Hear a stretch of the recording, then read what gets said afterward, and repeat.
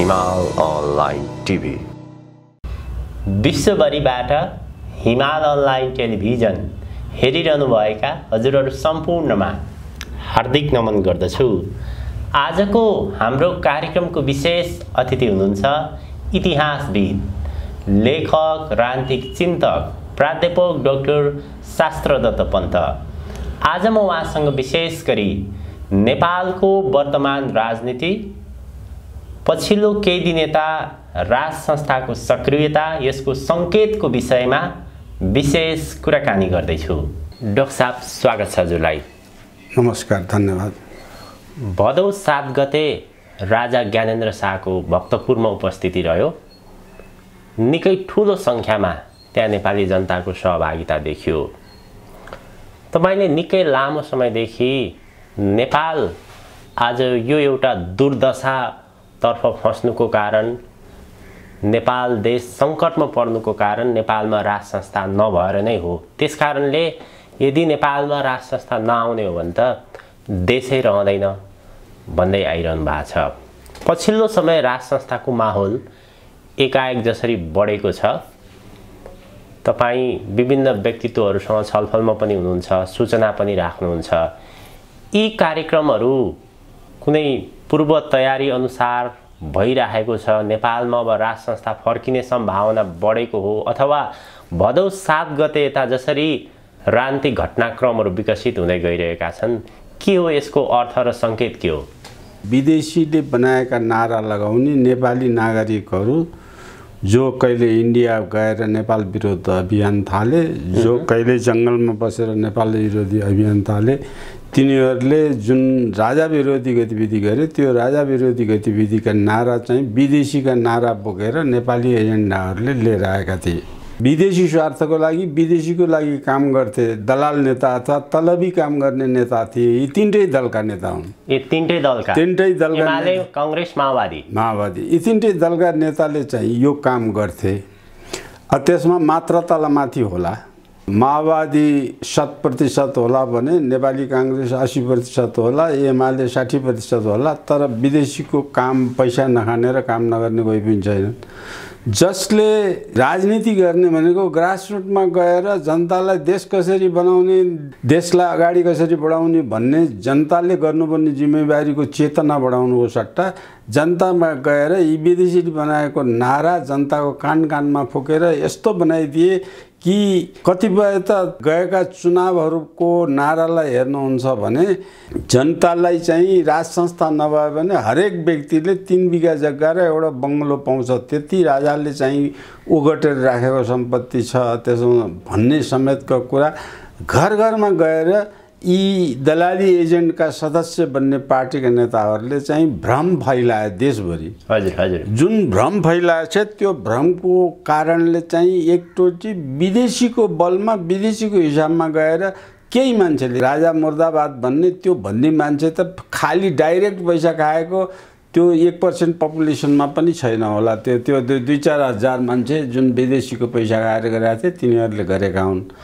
जोस नेपालमा राज संस्था, अब एउटा जनताले चाहिँ राज संस्था नभयो भनेदेखि पाइन्छ भन्नेको सङ्ख्या न्यूनतम थियो। हजुर। न्यूनतम यो भ्रममा पर्नेहरूको जनता। अहिले भ्रममा पर्ने त मान्छे नेपाली जनताको त साइकोलोजी हेर्नु भने भ्रममा राज संस्थाको विरोधमा चाहिँ मात्रै भ्रममा उठाएको छैन नि। अहिले त विदेश जानेमा पनि भ्रममा उठाएका छन्, रन्नेबाजीमा लैजाने मानव तस्करहरूले भ्रम बनाइरहेका छन्। अनि 1 लाख लगानी गर्यो भने 3 करोड आम्दानी हुन्छ भन्ने भ्रममा गराएका छन्। अब यी अनेक किसिमका भ्रममा त भ्रममा पर्ने त नेपालीको चाहिँ अज्ञानता, अचेतनताको स्वभाव त देखिएकै छ नि। हजुर। त्यस्तै भ्रममध्येको एउटा भ्रम नेपालको राज संस्था विरोधी भ्रम यिनीहरूले चाहिँ यी कसले बनाए भने विदेशी शक्तिले को पैसा, विदेशी शक्तिले गरेर यी भूमिगत भएका 3टा दलका दलाली नेताहरूले चाहिँ सुरुवात गरेका हुन्। अब हाम्रो संस्कार संस्कृतिले के भन्छ त्यसको सुरुवात मात्रै गरेन, हाम्रो चाहिँ सनातन चलिआएको वैदिक संस्कार संस्कृति सभ्यता के हो, त्यसलाई चाहिँ त्यसअनुसार राज संस्थाको महत्त्व के हुन्छ, राजाले कसरी शासन गर्छन् भन्ने कुरा र राजाले इमान्दारपूर्वक पुस्तौँ पुस्तासम्म गरिआएको वैदिक संस्कार र सभ्यताको आधारमा चलेको समाजलाई त्यही समाज अनुकूल जनताको राय अनुसार चल्ने राजालाई चाहिँ विभ्रममा पारेर फाल्ने योजना बनायो। जुन फाल्ने योजना पनि न संविधान सङ्गत फाले, न जनमत सङ्ग्रहबाट फाले, न संसदको बहुमतबाट फाले, न निर्वाचन गरेका मान्छेहरूको बहुमतबाट ल्याएर फाले।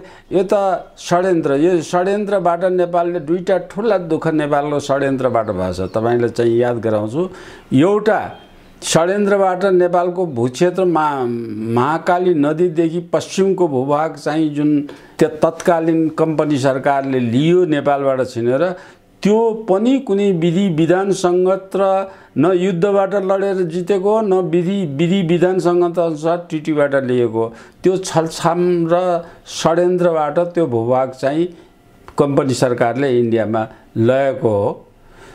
त्यो एउटा सन्दर्भमा नेपालले त्यो षड्यन्त्र, विदेशीको षड्यन्त्रबाट नेपालले एउटा ठुलो भूभाग गुमायो। एउटा नेपालको इतिहासमा सबभन्दा चाहिँ षड्यन्त्रबाट घटेको दुर्घटना एउटा त्यो हो। हजुर हजुर। अर्को दुर्घटना नेपालमा चाहिँ नेपालको राज संस्था फाल्ने, राज संस्थालाई खत्म गर्ने जुन षड्यन्त्र भयो, त्यो न राज संस्थाको विरोधी नारा उठेर हो, न जनताले भोट हालेर गरेको, न नेपालको कुनै संविधानको धारा अनुसार गरेको, न कुनै ऐनको धारा अनुसार गरिएको, कुनै पनि कारण नभई बिना कारण हल्लै हल्लामा षड्यन्त्रमा गरे। जुन षड्यन्त्र पनि यो षड्यन्त्रमा विदेशी दुईटा शक्तिको, हजुरले जसरी भन्नुभयो नेपालको राज संस्था एउटा त असंवैधानिक कानुन विपरीत फाल्यो, अर्को विदेशी शक्तिले लगानी गरेर ती ठुला दलका शीर्ष नेताहरूले प्रयोग भएर नेपालको राज संस्था फाले भनेर हजुरले जो भन्नुभयो, राजा ज्ञानेन्द्र शाहको कहिलेकाहीँ विभिन्न मन्दिरहरूमा दर्शन हुँदाखेरि र यो पछिल्लो 2-3 वर्ष यता जसरी दरबारबाट वक्तव्यहरू आइरहेका छन्, यी विषयहरूमा केही नेताहरूले प्रतिक्रिया दिएका छन्।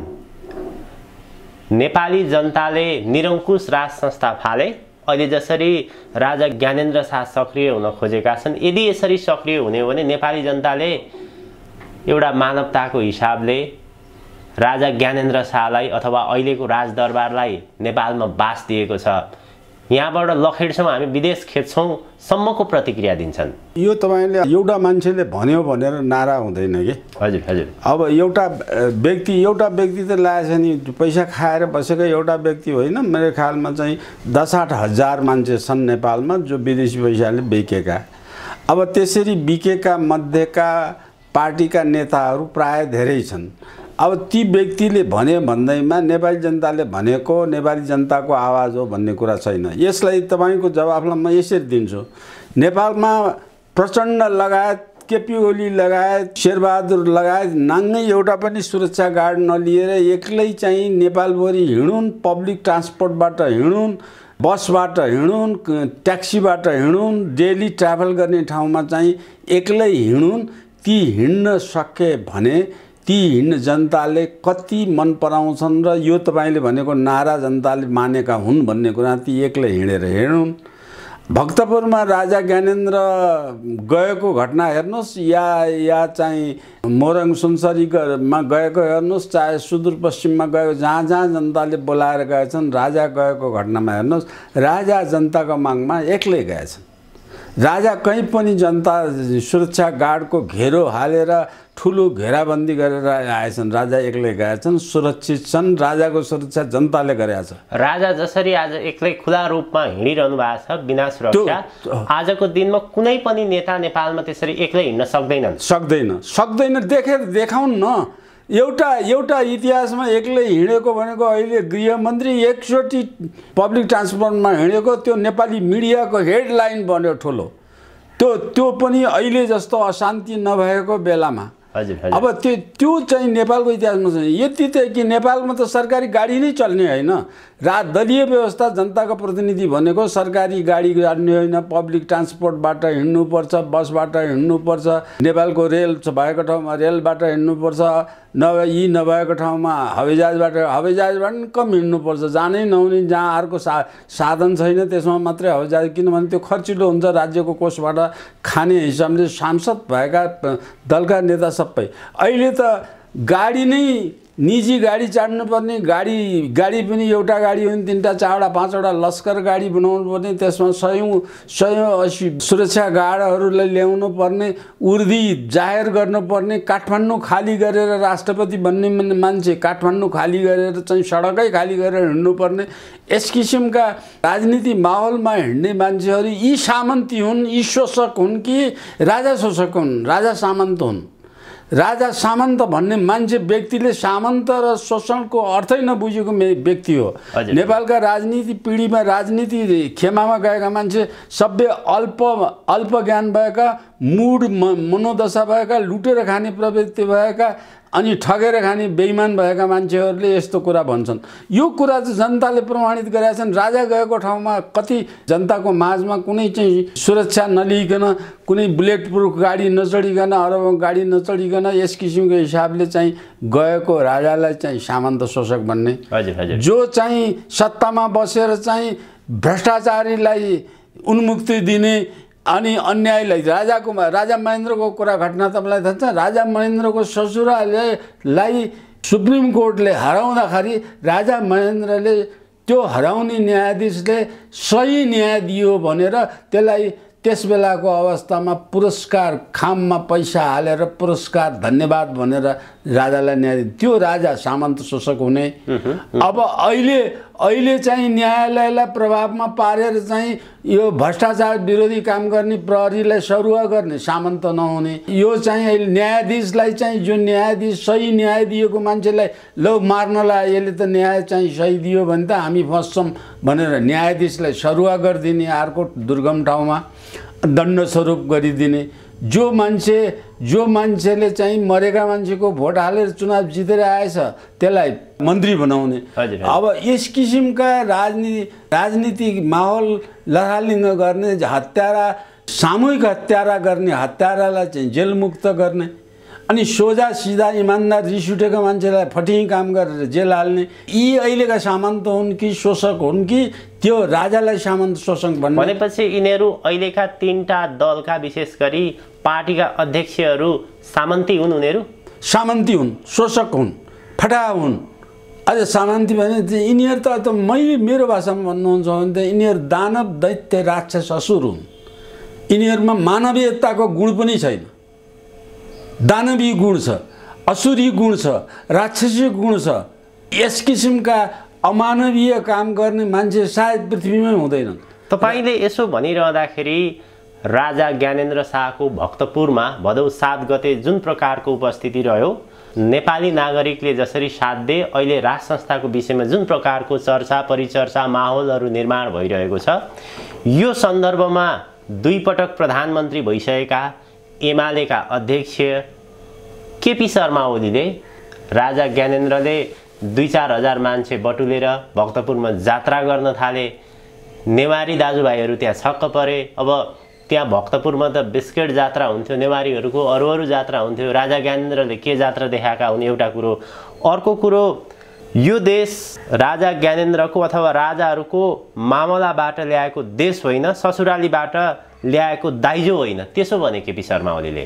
केपी शर्मा ओली यी 3टा मध्ये असल मान्छे थिए। अब उनको पनि मानसिक, अब उमेरले, रोगले केले हो, मानसिक अवस्था बिग्रेर गयो। यो मानसिक अवस्था बिग्रिएको, यो तपाईँले भनेको भाषा उनले भनेका हुन् भने त्यो मानसिक अवस्था बिग्रिएको भाषा हो।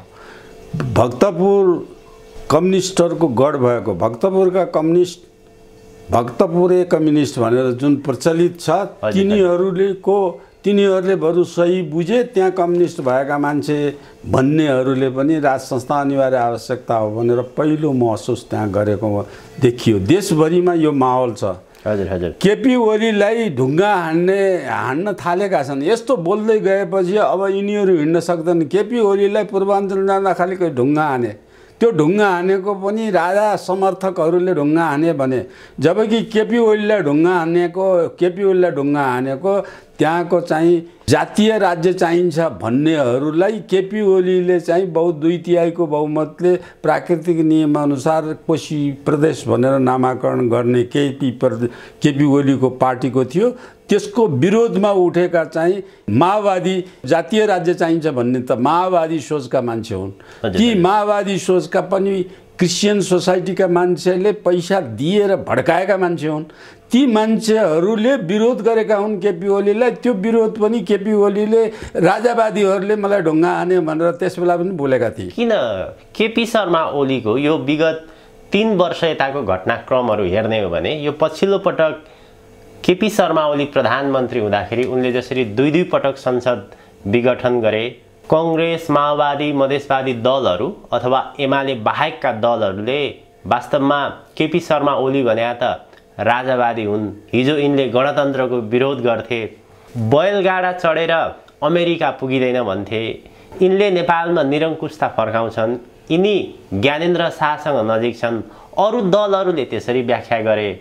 तर केपी शर्मा ओलीको यो पछिल्ला अभिव्यक्तिहरू हेर्ने हो भने उनले दरबारका विरुद्ध, राजाका विरुद्ध बडो तीतो शब्दहरू प्रयोग गरिरहेछन्। वास्तवमा केपी ओली को हुन्, के हुन्, उनको चरित्र के हो?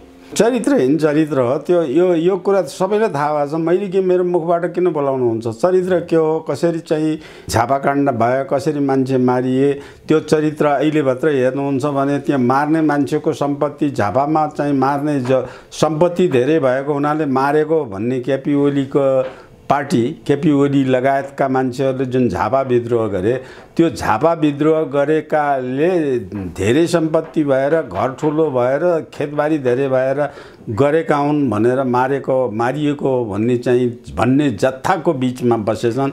आज विश्लेषण गर्नेहरूले तिनै मान्छे जो मारिएका परिवारका मान्छेहरूले केपी ओलीको घर मलाई उनको घर मात्रै दियो भने मेरो भयभरको सम्पत्ति छोडिदिन्छु भनेका छन्। जुन मधेसमा अरू 25औं मान्छे मारेका छन्, यिनीहरूले ती मारिएका मान्छे हरेकको सम्पत्तिभन्दा धेरै सम्पत्ति यिनको छ, हरेकको चाहिँ घरभन्दा यिनको घर ठुलो छ, हरेकको घरको मोलभन्दा यिनको घरको मोल ठुलो छ। त्यो चाहिँ नीतिको निमित्त गरेको भए त यिनीहरू चाहिँ असल कम्युनिस्ट हुन्थे नि। केपी ओली पनि हुन्थ्यो, उनको विद्रोह पनि हुन्थ्यो। एउटा घर नभएकालाई घर बनाइदिने, आफू चाहिँ पब्लिक ट्रान्सपोर्टबाट हिँड्ने, आफूले आटो ढुँडो खाने, जनताले जे खान्छन् त्यही खाने, जनताले जे लाउँछन् त्यही लाउने, जनता जुन गाडीमा चढेर हिँड्छन् त्यही गाडीमा चढ्ने, त्यो कम्युनिस्टको नीति अनुसार गरेर आफूलाई राजाको स्तरमा अथवा इम्पायर बनाएर त्यो स्तरमा नलगेको भएदेखि अहिले यिनीहरूकै पक्षमा मान्थे हुन्थे, राजाको पक्षभन्दा यिनीहरूको पक्ष मान्छे हुन्थे। अब अहिले चाहिँ कम्युनिस्ट भनेको गधा हुन् भनेर चाहिँ, कम्युनिस्टहरू भनेको बुद्धि नभएका गधाको जस्तो बुद्धि नभएका मान्छेको सङ्गठन हो। कम्युनिस्ट भनेको विदेशी पैसाले चल्ने सङ्गठन हो।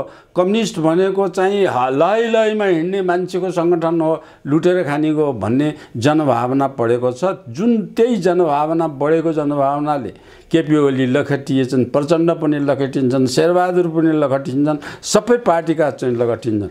तर एउटा कुरा म के भन्छु तपाईँलाई भने, त्यो चाहिँ नेपाली काङ्ग्रेसभित्र राजा नभई देश चल्दैन भन्ने मान्छेको संज्ञा माथिल्लो लेभलमा काङ्ग्रेस पार्टीभित्र पनि पार्टीको भन्दा राजा चाहिन्छ भन्नेको बहुमत कांग्रेस पार्टीभित्र चाहिँ एउटा पंक्तिको मानिसहरू छ त्यहाँभित्र। अब हैन, बहुमत छ, राज संस्था नभई देश चल्दैन भन्ने नेपाली कांग्रेसभित्र बहुमत छ। एमाले भित्र पनि आधा मान्छे छन् र माओवादी भित्रका पनि आधा मान्छे छन्। माओवादी भित्रकाले त विद्रोह नै गरेर पार्टी छोडेर बाहिर निक्लेको छ। माओवादी त पार्टी कांग्रेसको बुई चढेर मात्रै जीवित भएको, माओवादी त पार्टीको अस्तित्वै छैन, त्यो जीवन्त रहनै सक्दैन। किनभने सबभन्दा उग्र नारा त्यसैले लगाएको थियो, जति उग्र नारा पहिले लगाए त्यति सुनेर गए। माने राजा चाहिन्छ भनेर भक्तपुरको कुरामा गर्नुहुन्छ भने कांग्रेसका मान्छे पनि छन्, एमालेका मान्छे पनि छन्, माओवादीका मान्छे पनि। माओवादी त जिरो भयो, जिरो भइरहेछ। भक्तपुरका चाहिँ नेसनलिस्ट कम्युनिस्टहरू जुन भक्तपुरका नेसनलिस्ट कन्भेन्सन कि मजदुर किसान पार्टीका ती मान्छेका सबैकोले त राजा पक्षमै आएर भक्तपुरका मान्छे आउनु भनेको त राजा पक्षकै। यो सन्दर्भमा म आउँछु। जसरी अहिले हामीले खास गरी व्यवहारिक रूपमा पनि हरेक ठाउँमा जिल्लामा समाजमा गाउँघरमा जाने हो भने पार्टीका सदस्य बाहेक आम नेपाली नागरिकको अहिले पार्टीप्रति विश्वास छैन, नेताप्रति अत्यन्त वितृष्णा बढेर गएको छ। अब उनीहरूले नेपालको निमित्त काम गर्छन्, नेपाल समृद्ध बनाउँछौँ, हामी धनी हुन्छौँ, सुखी हुन्छौँ भन्ने कुनै पनि विश्वास पनि छैन, कुनै आधार पनि देखिँदैन। त्यस्तो परिस्थितिमा आज औपचारिक रूपमा राज संस्था गएको त 17 वर्ष पुरा पुगिसकेका छ। यस्तो परिस्थितिमा यी पार्टीका नेताहरूले, दलका शीर्षस्थ नेताहरूले बेला बेलामा राजा भने चाहिँ निरङ्कुश हो, राजा अब मसान घाटमा पुगिसकेका छ, मसान घाटमा पुगिसकेको राजा कसरी फर्किन्छ, यस्तो खालको प्रतिक्रिया किन दिन्छन्? अझै पनि उनीहरूलाई डर छ नेपालमा राज संस्था फर्किन्छ, राज संस्था फर्किसकेपछि हाम्रो अस्तित्व रहँदैन। उनीहरूलाई बेला बेलामा झकझक्याउँछ, तर्साउँछ, अथवा किन यस्तो अभिव्यक्ति दिन्छन्? त्यस्तो अभिव्यक्तिमा लेखेँ। अब म मिडियाहरूलाई के भन्छु भने त्यस्तो अभिव्यक्ति दिने मान्छेको नाउँ लेखेर राख्नु पर्यो, लिस्ट बनाउनु पर्यो। त्यस्तो अभिव्यक्ति दिने मान्छे एउटा पार्टीमा चाहिँ यी पार्टीमा चाहिँ 10 जना पनि भेटिन्न। त्यही एमालेको पार्टीका केन्द्रीय कार्य समितिका मन्त्री भएका व्यक्तिले चाहिँ राज संस्था पुनर्स्थापन गर्नको विकल्प छैन भनेर त्यस्तो बोल्ने मध्ये पार्टीभित्रकै मान्छेले बोलेका, उदाहरणको लागि महेश बस्नेत लगायतका यावतको मान्छेहरू त्यही पार्टीका नेपालमा राज संस्था नभइकन राजनीति चल्नै सक्दैन, नेपाल बस्नै सक्दैन भनेर त्यही पार्टीका नै। तर उनीहरूको बोली त छेपारो जस्तो देखिन्छ। कहिलेकाहीँ राज संस्था चाहिन्छ भन्ने, फेरि सङ्घीयता चाहिँदैन भन्ने, फेरि काम चाहिँ राज संस्थाकै विरुद्धमा गर्दैन, त्यस्तो पनि त देखिन्छ। हो, त्यही भएर त मैले नाउँ टिप्नुहोस् भनेको। नाउँ टिपेर राख्नु। पार्टीभित्र कतिजना छन्? एउटा पार्टीभित्र तपाईँले 100 जना मान्छे पुर्याउन सक्नुहुन्न। त्यो पार्टीभरिमा 100 जना मान्छे पुर्याउन सक्नुहुन्न। यस्ता अन्डा बग्ने मान्छे हो। अहिले केपी ओलीको नाउँ आएछ, तिनै केपी ओलीले सङ्घात्मकता विरोधमा चाहिँ यो घाँडो भयो भनेका होइन, अहिले त्यही सङ्घात्मक जोगाउनुपर्छ भनेर चाहिँ हिँडिरहेको छैनन्।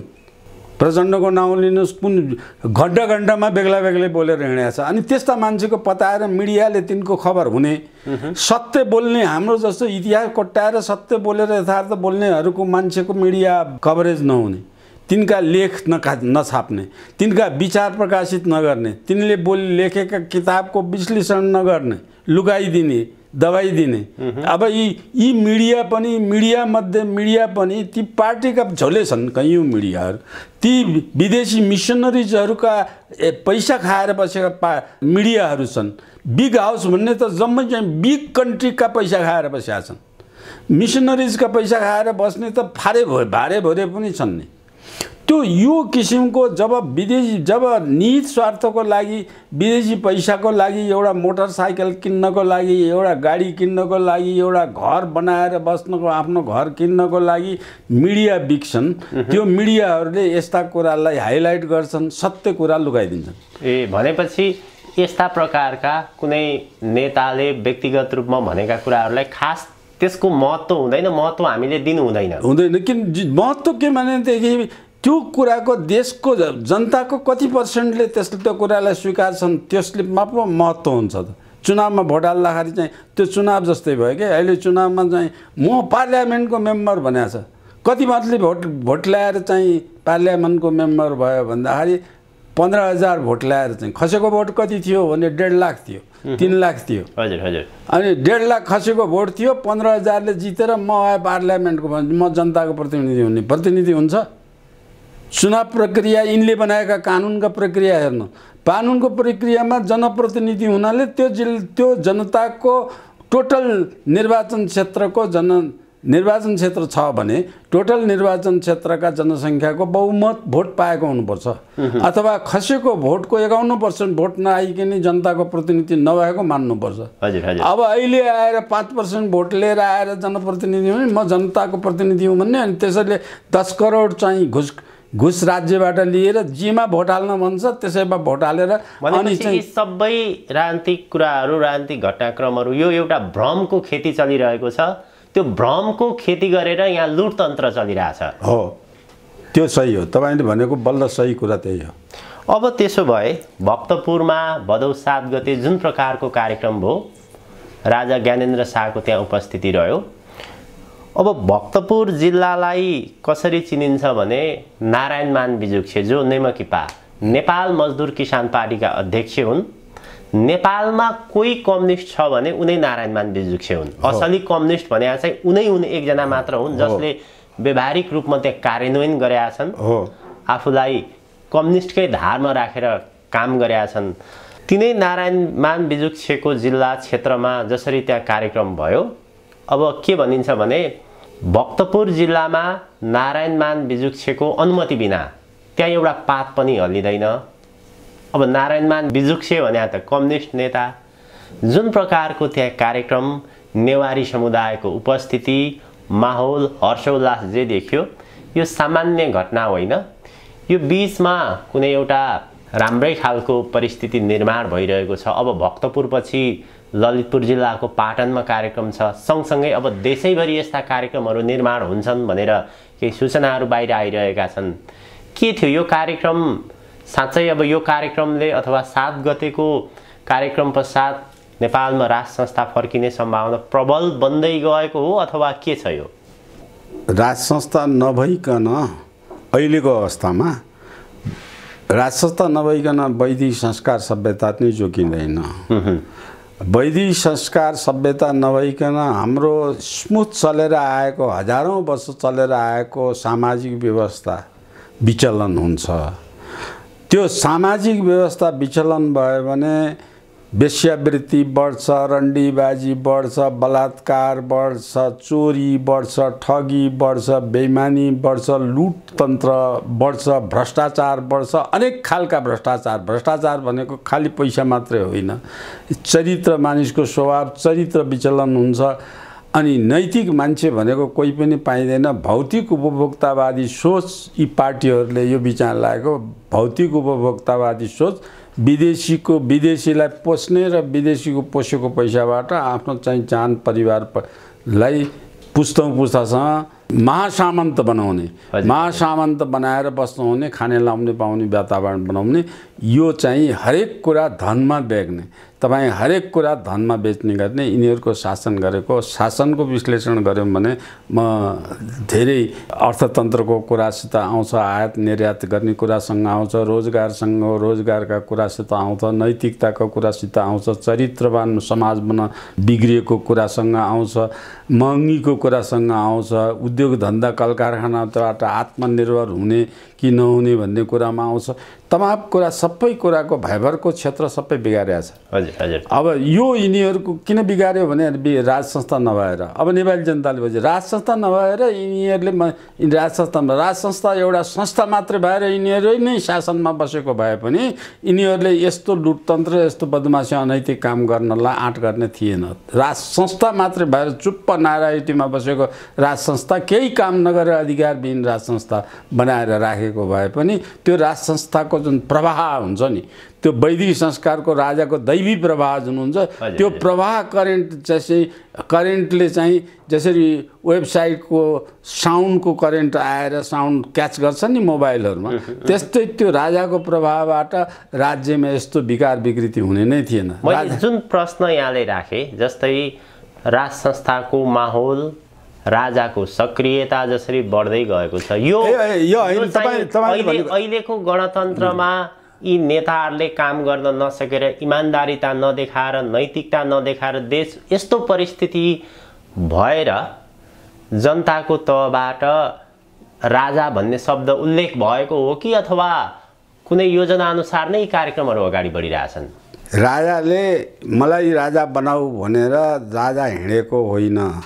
राजा जनतालाई मलाई भोट देऊ भनेर नेता हिँडे जस्तो, चुनावमा हिँडे जस्तो हिँडेको होइन। राजा भक्तपुरको कुरा गर्नुभयो तपाईँ, भक्तपुरमा राजा सामान्यतया परम्परागत राजाले त्यहाँ पूजा गर्न मात्रै गएका हुन् नि। राजाले कुनै राजाको पार्टी छैन, राजाको कुनै कार्यकर्ताले चाहिँ जुलुस माइकिङ गरेर जम्मा हो भनेका पनि छैनन्। राजा चाहिँ त्यहाँ पूजा गर्न गएका हुन् भक्तपुरमा पनि। भक्तपुरमा विधि विधान अनुसार राजकीय परिवारबाट वर्षको एकचोटि दुईचोटि गर्ने पूजामा चाहिँ राजा स्वतन्त्र रूपमा एक्लै गएका हुन्। अब एक्लै गएकोमा राजा आउँछन् भन्ने थाहा पाएपछि कसैले प्रचार नगरिकन ओइरो, जबकि त्यही तपाईँले केपी ओलीको नाउँ लिनुभयो, प्रचण्डको नाउँ लिनुभयो, त्यसमा हजारौँ मान्छे मोटरसाइकलमा पेट्रोल हालेर गाडी चाहिँ पैसा तिरेर गाडीमा मान्छेलाई ओसारेर दिनभरिको खाजा खर्च दिएर त्यही नारायणीय गाडी केपी ओलीले जुलुस जम्मा गरेका होइनन्। त्यो त्यसरी पार्टीका पैसा खर्च गरेर जम्मा गरेको राजाले त्यो गरेको होइन। राजा पूजा गर्न गएका हुन्, राजा आउँछन् भने राजा दर्शन। देशमा बर्बाद भएर राजा नभइकन हामीले देश तान्न सकेनौँ, देश गतिलो भएन, यिनीहरूले ढङ्ग पुगेन, यिनीहरू भ्रष्ट भयो, यिनीहरू अनैतिक छन्, यिनीहरू चरित्रहीन छन्, यिनीहरूले देश बेच्ने काम गरिरहेछन्, यिनीहरू देशलाई घाटा लाउने काम गरिरहेछन्। यो जोगाएको आजसम्म त राजाले रहेछ, यिनले केही गर्छन् कि भनेर हामी बसेको, यिनमा छुबी छैन। त्यसकारण राजालाई चाहिँ राजाको जय जय गराउनुपर्छ, राजा आउनुपर्छ, राजा बस्नुपर्छ भन्ने राजाले बोलाएर आएका जनता होइनन्। यति कुरा एउटा सांस्कृतिक रूपमा त्यहाँ पूजा आराधना गर्न गएका, तलेजु भवानीको दर्शन गर्न गएका र राजा आउँछ भन्ने थाहा पाइसकेपछि देशको अहिलेको परिस्थिति, जनता जसरी दुखी पीडित न्याय नपाएर उफ्रिरहेछन् अथवा न्याय नपाएर जसरी पीडित भएका छन्, राजा आउँछ भनेर थाहा पाइसकेपछि उहाँहरू चाहिँ स्वस्फूर्त नै हामीले राजाको अनिवार्य आवश्यक जनताको ग्रासरुटमा थाहा छ कि यिनीहरूले हिजो झुटो बोलाएर परिवर्तन गरे, झुक्क्याएर परिवर्तन गरे, झुक्क्याएर राज संस्था फाले, झुक्क्याएर सङ्घात्मकता बनाए, झुक्क्याएर जातीय राज्यको कुरा उठाए, झुक्क्याएर चाहिँ आरक्षणको कुरा उठाए, झुक्क्याएर अनैतिक कुराहरू चाहिँ सबै लिएर आएर मान्छेलाई पैसाले किन्ने वातावरण बनाए। इभन सांसदलाई पनि 15-10 करोडको वार्षिक घुस दिने वातावरण बनाएर सांसद पनि प्रधानमन्त्रीले जे भन्छ त्यही मान्ने वातावरणमा आजको सांसद पनि त्यस्तो छ। त्यो कुकृत्य जब फङ्सनमा आयो, जब कार्यरूपमा आयो, जनताले देशभरिमा जनतामा के चाहिँ भयो, रोजगार शून्य भयो, देशमा चाहिँ आयातमा प्रतिस्थापन भएछ, देशमा चाहिँ निर्यात केही पनि छैन। जम्मै यो नेपालको कृषि पैदावार निर्यात गरेर बसेको नेपाल अहिले चाहिँ कृषि पैदावार निर्यात गरेर आयात गरेर बस्नुपर्छ, साग गोलभेडा समेत आयात गर्नुपर्छ। अब यस किसिमको अवस्था चाहिँ त्यसमा देशको मूल्याङ्कन त्यो राजाले चलायो बेला 27 नेपाली रुपियाँको $1 पाइन्थ्यो। अहिले क्रय शक्ति यति देशमा अवनति भएको कारणले अहिले $1 किन्नलाई 136 रुपियाँ चाहिन्छ। अनि देश त्यो अवस्थामा यिनीहरूले प्रति व्यक्ति आय बढायो भनेर चाहिँ भाषण गर्न पछि पर्दैनन्। जबकि प्रति व्यक्ति आय बढेको त $1 बढ्यो भने त 27 रुपियाँ प्रति व्यक्ति आय हुने ठाउँमा अहिले 136 भयो। त्यो झुटो कुरा हो। प्रति व्यक्ति आय भन्ने बढ्यो भन्ने झुटो कुरा हो।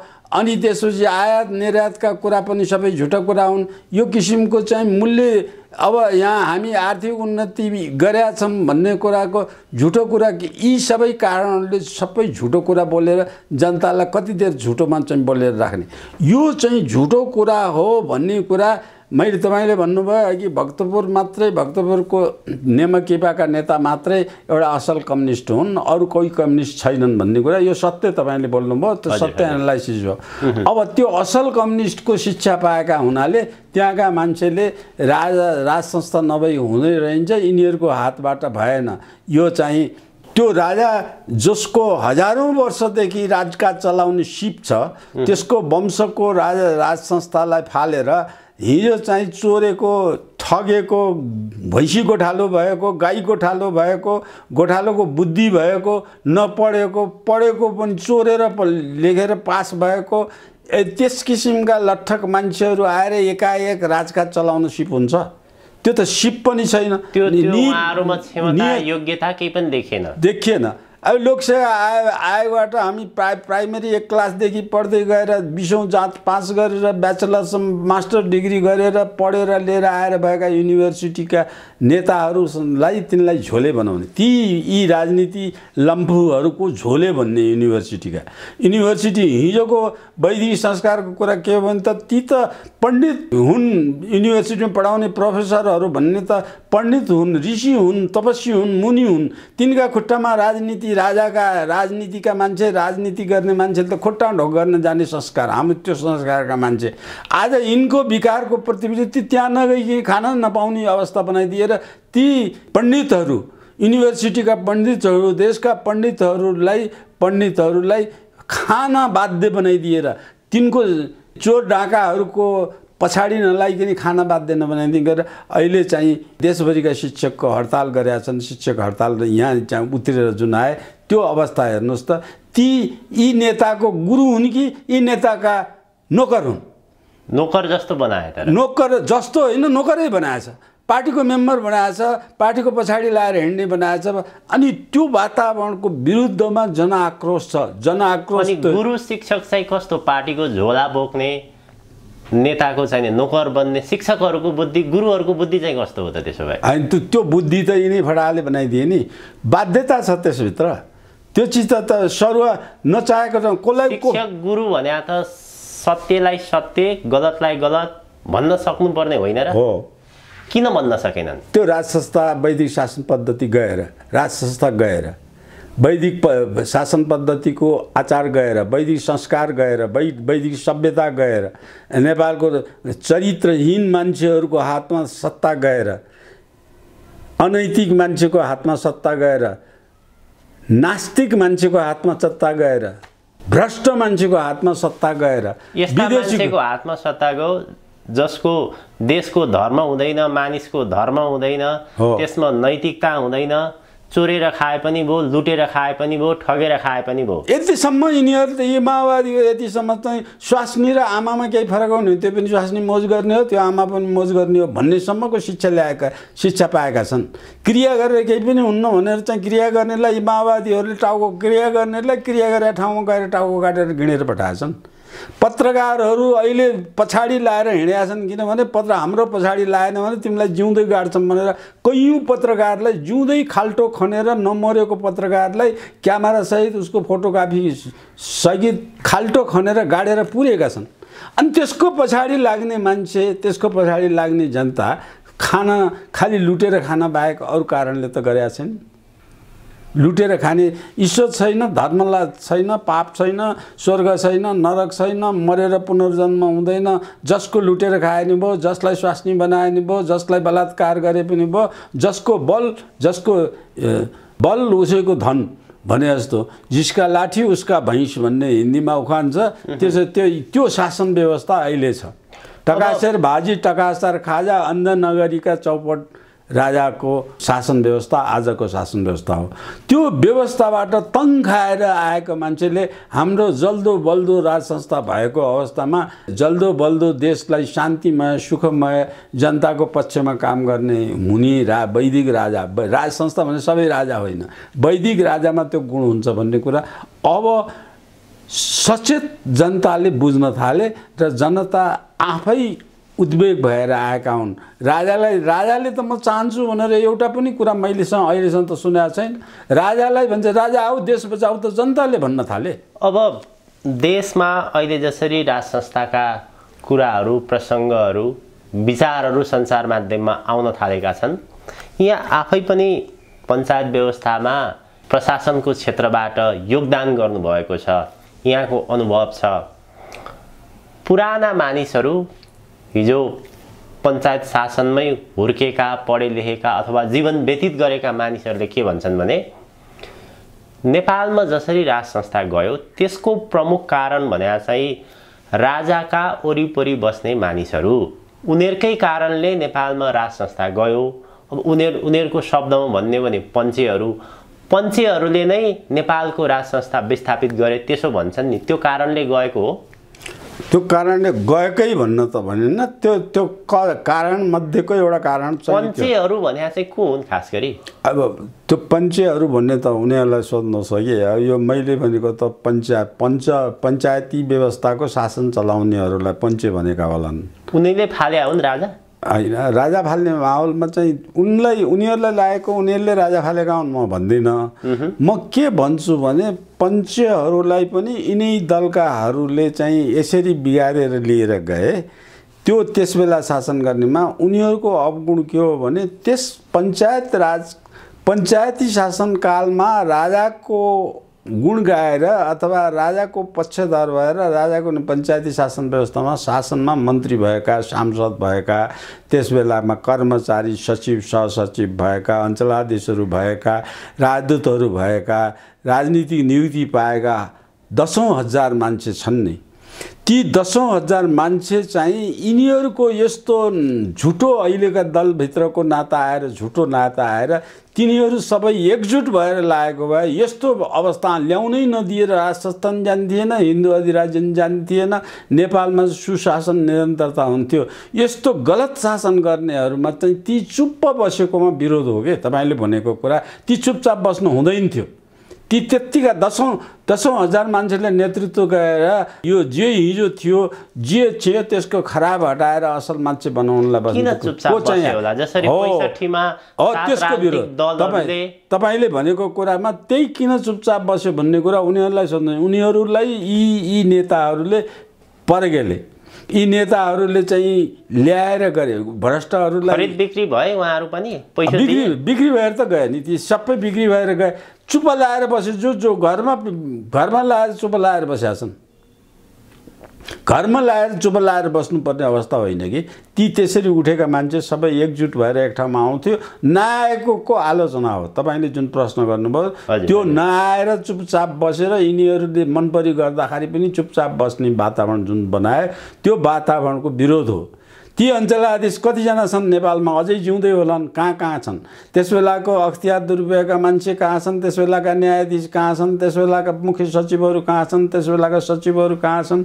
त्यस बेलाका चाहिँ राजनीति नियुक्तिका मान्छेहरू, प्रशासनिक उसमा गएका त्यस बेला का राष्ट्रिय पञ्चायतका सांसदहरू कहाँ गए? त्यस बेलाका मन्त्रीहरू कहाँ गए? 30 वर्षसम्म भएका बाँचेका जति त एक ठाउँमा भएर आउनु पर्थ्यो। उहाँहरूलाई पनि भित्री रूपमा चाहिँ यिनी दलले गाजेका छन्। राज संस्था प्रणाली, राजाले गरेको शासन भित्री रूपमा मन पर्दैन थियो?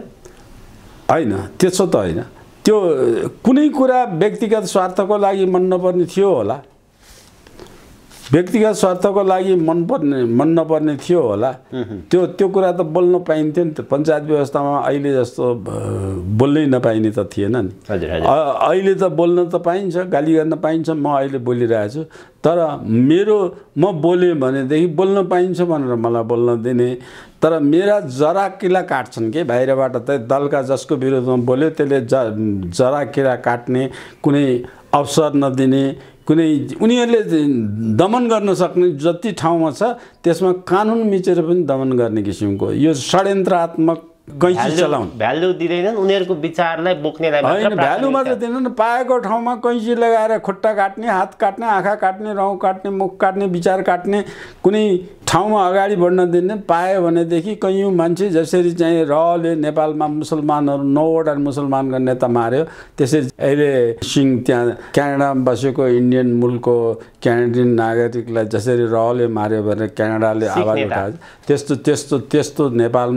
त्यस्तो नेपालमा चाहिँ बहुदलीय व्यवस्था आइसकेपछि ती मान्छेहरूलाई खुला आम नेपालको सडकमा रहले मारेको छ। तर नेपालको एउटा पनि मान्छेले मार्यो भनेर विरोध गरेर बोल्न कसैले पनि सकेन, कसैले पनि त्यसलाई आवाज उठाएन। सबैले चुप लाएर बसेर छन्।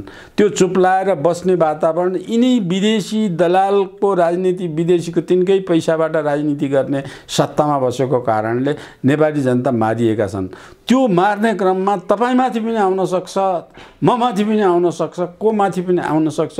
यसरी दनादन दिनदिनै मारेर तपाईँले भन्नुभयो यहाँ कहिले फलानु मान्छेले प्रहरी लियो, फलानु मान्छेलाई फलाना दिनदिनै मान्छे मारेको, फलानाले मार्यो भनेर चाहिँ प्रहरी जफत गर्यो, जो जेल हाल्यो, यो गर्यो भने चाहिँ त्यसको पछाडि त धेरै, त्यसको पछाडि चाहिँ त्यसरी मार्न मन चाहेका मान्छेहरूबाट त्यो रहले नै नेपालमा चाहिँ मारेका मध्येबाट भएका छन्।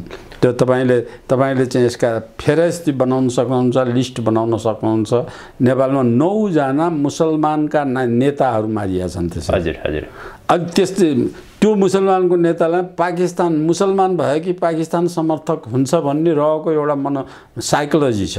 नेपालका मुसलमान स्वतः पाकिस्तान समर्थक हुन् भनेर ती नेतृत्व लिन थाल्यो कि त्यसलाई मार्ने षड्यन्त्र गरेका छ। अब डाक्टर साहब, हामी कार्यक्रमको लगभग अन्त्यतर्फ छौँ। अब टु दी पोइन्टमा यो पछिल्लो केही वर्ष यता राज संस्थाको सन्दर्भमा जुन प्रकारको माहौल, जुन प्रकारको विचारहरू सञ्चार माध्यममा, सार्वजनिक कार्यक्रमहरूमा प्रस्तुत भइरहेका छन्, अलिकति यसको गहिराइमा गएर हेर्ने भने नेपाल आज जसरी एउटा अन्तर्राष्ट्रिय शक्तिहरूको भू राजनीतिभित्र फस्या छ, नेपालको 7 साल यताका जति पनि परिवर्तनहरू त्यो प्रत्यक्ष अप्रत्यक्ष रूपमा अन्तर्राष्ट्रिय शक्तिहरूको त्यहाँ सहभागिता रहेको देखिन्छ। अब अहिलेको परिस्थितिमा नेपालमा राज संस्था फर्किने हो भने, परिवर्तन हुने हो भने विदेशी शक्ति विशेष गरी चीन र भारतको ग्रीन सिग्नल बिना अथवा उनीहरूको सकारात्मक संकेत बिना नेपालमा राज संस्था परिवर्तन,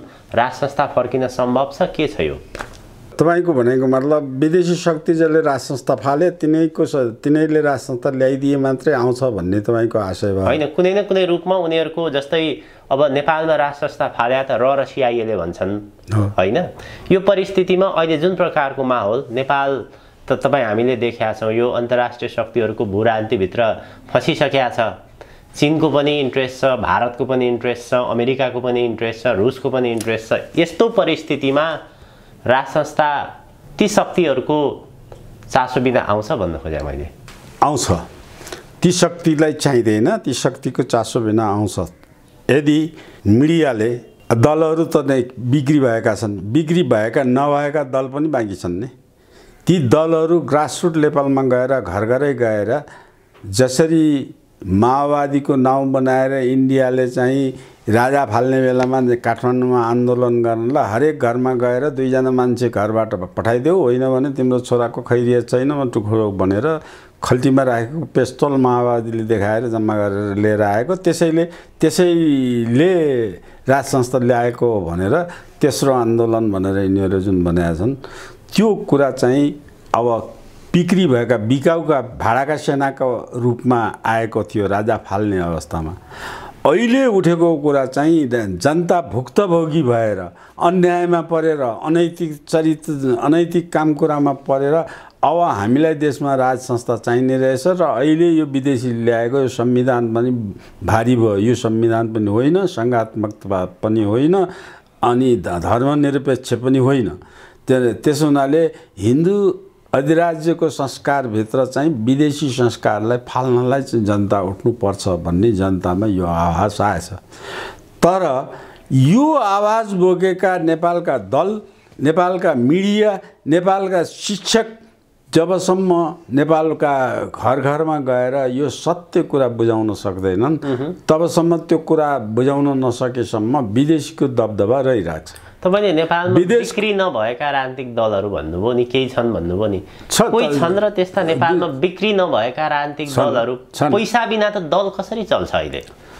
दल पैसा बिना दल चल्दैन र त पैसा नपाएर पैसा खोजेर बसे, पैसा नपाएका जति बिक्री भएको छैनन् नि।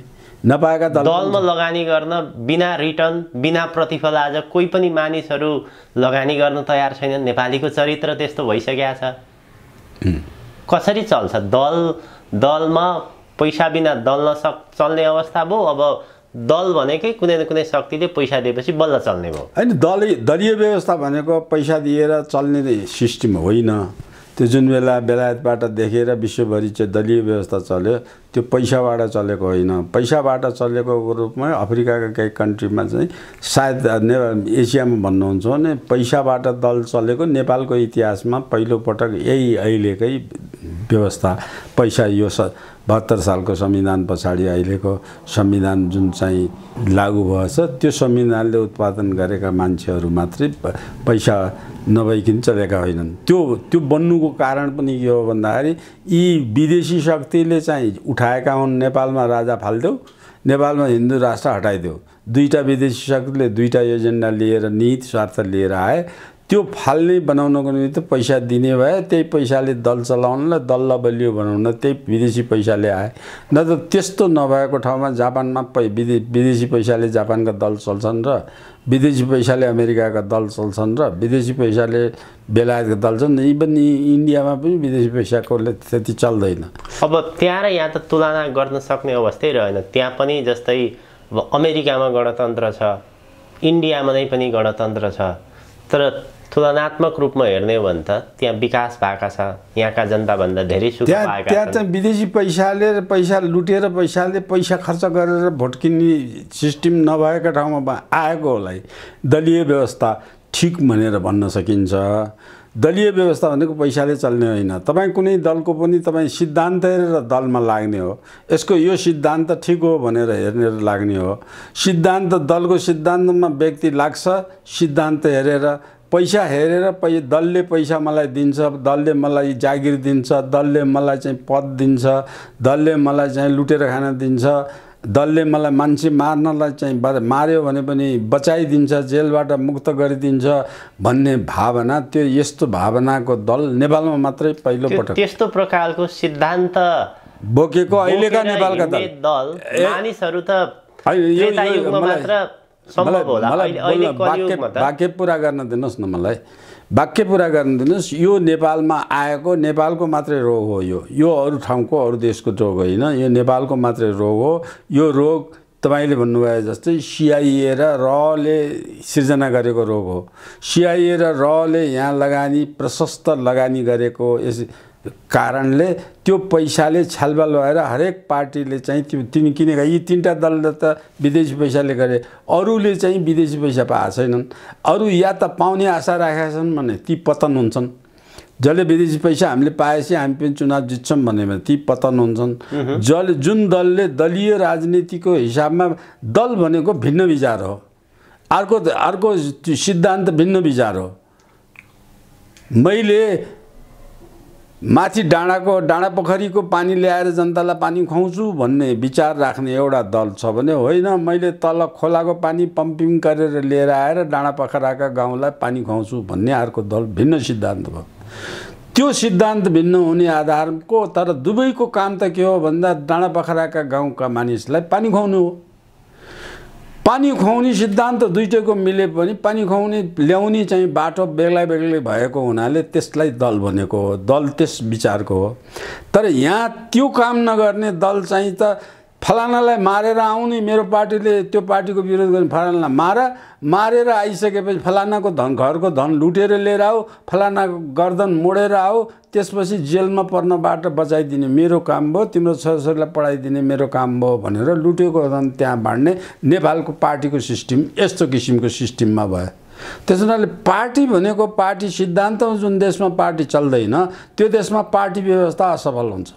नेपालमा असफल भयो पुरै, अहिलेको संविधानै असफल भयो।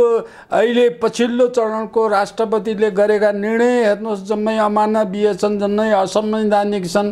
प्रधानमन्त्रीले गरेका जम्मै काम अमानवीय छन्, असंवैधानिक छन्।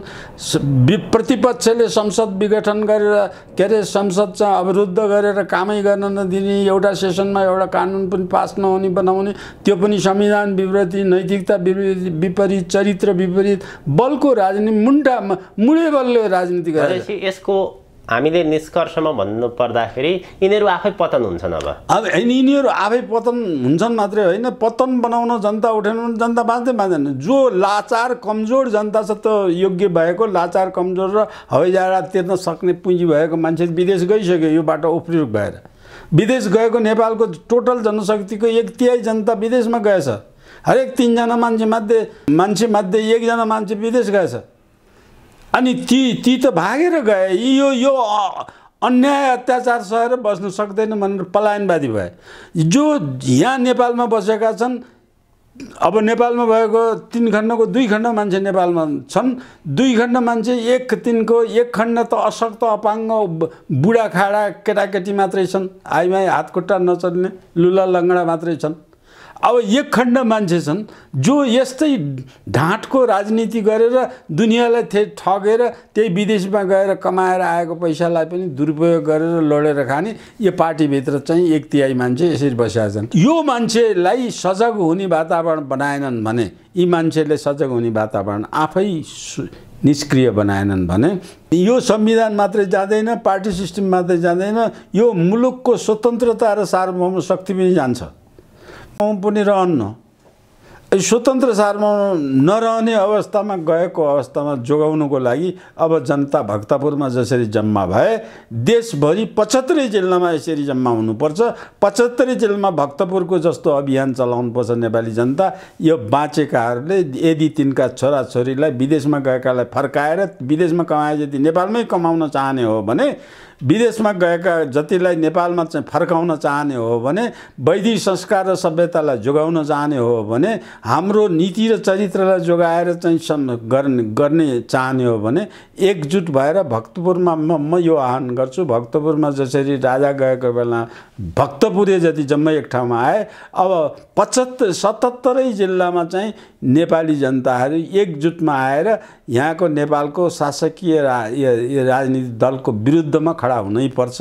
यिनीहरूको अनैतिक चरित्रहीन कामको विरुद्धमा खडा हुनुभयो भने नेपालमा चाहिँ आउँदा 2-3 वर्षमा नेपालमा राज संस्था पुनर्स्थापन हुन्छ, वैदिक संस्कार सभ्यता जोगिन्छ, नीतिवान चरित्रवान समाज हुन्छ, अनि वैदिक संस्कारले ल्याएको शिक्षा पद्धति लागू हुन्छ, निःशुल्क शिक्षा पद्धति हुन्छ, निःशुल्क स्वास्थ्य व्यवस्था हुन्छ र निःशुल्क चाहिँ खानेपानी लगायतका कुराहरू निःशुल्क पाउने वातावरण बन्छ। जनताले त्यो वातावरण चाहन्छन् भने भक्तपुरका जनताले जे गरे 77 जिल्लाका जनताले एक राजा गएका बेला मात्रै होइन, हरेक दिन त्यो संस्था चाहियो भनेर सडकमा उत्रिनुपर्छ।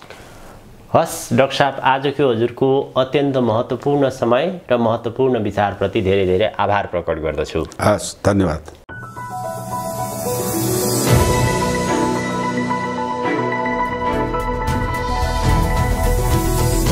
हिमाल अनलाइन टिभी।